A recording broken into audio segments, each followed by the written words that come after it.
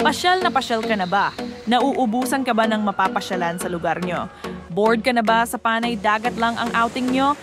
Gusto nyo bang maiba naman and travel goals nyo? Tara na sa Boca, Oriental Mindoro at bisitahin ang Infinity Farm, where you will find series of mini yet picturesque waterfalls.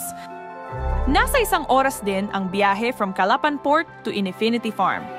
The rates are pretty reasonable. Upon entering the farm, maririnig mo ang lagaslas ng tubig na nag-iimbita sa iyo'y lumangoy. Makikita mo na sobrang linaw at linis ang tubig. Malayelo ang lamig pero sa kalaunan, masasanay din ang katawan mo sa temperatura. Kompleto at malinis ang amenities. Maganda to para sa mga pamilya o para sa magbabarkada na nais mag-chill, unwind, and experience nature at its finest.